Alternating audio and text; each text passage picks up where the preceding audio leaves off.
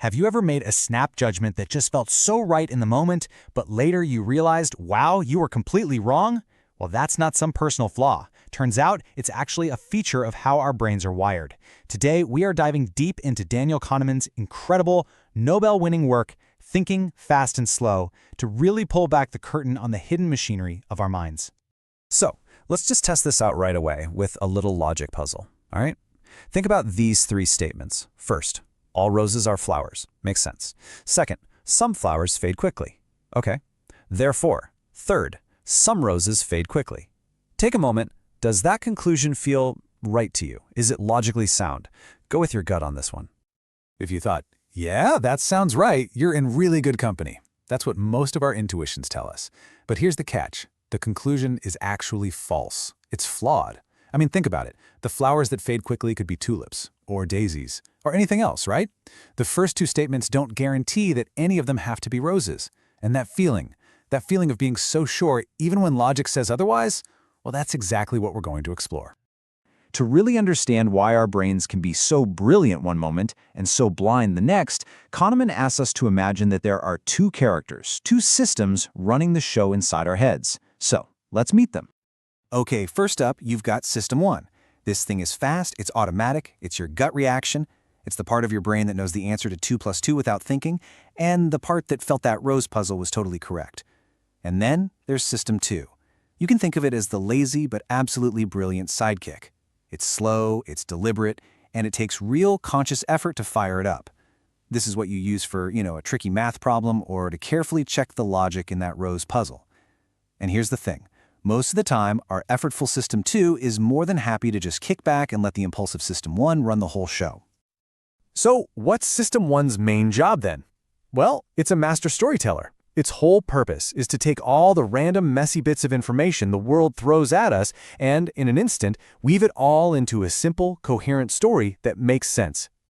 Look at these two descriptions for a second. Alan and Ben have the exact same personality traits, they're just listed in a different order. But I'm willing to bet you had a much better first impression of Alan, am I right? That's something called the halo effect. Your System 1 latches onto that first word, intelligent, and it creates a positive halo that colors how you see everything else. So an intelligent person's stubbornness seems kind of justified, right? But the intelligence of an envious person, that feels a bit more dangerous. And our brains just crave these kinds of cause and effect stories. Kahneman talks about hearing a sportscaster explain the performance of 2 Olympic ski jumpers. And this story, right? This story about pressure and being relaxed, it feels so compelling. It just makes perfect sense. System 1 created a neat little narrative to explain what was happening. But the real reason is, well, it's way less dramatic. It's a simple statistical rule called regression to the mean.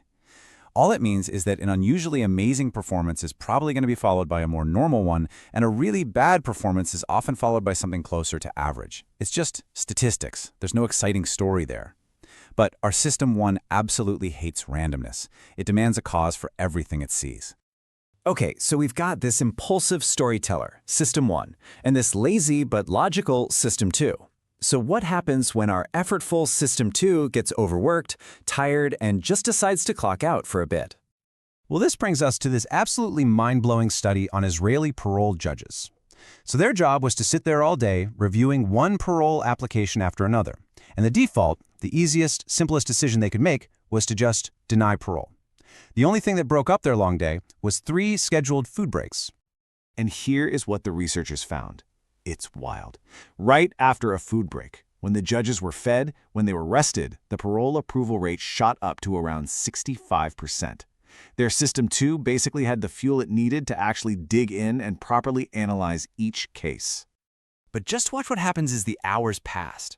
As the judges got more and more tired, more and more hungry, the approval rate just steadily dropped and dropped, until right before their next meal break, it was nearly 0. Think about that for a second. A prisoner's entire future could literally depend on what time of day their case happened to be reviewed. This is such a powerful example of what Kahneman calls ego depletion. You see, our mental energy, it's a finite resource. And when our logical System 2 runs out of gas, it just defaults to the easiest path, the path of least resistance. And for those judges, the easiest decision was just to stick with the default, denied, a simple choice for them with absolutely life-altering consequences for someone else. This leads us to another really powerful and, frankly, irrational tendency of our System 1. It's deep, profound hatred of losing anything.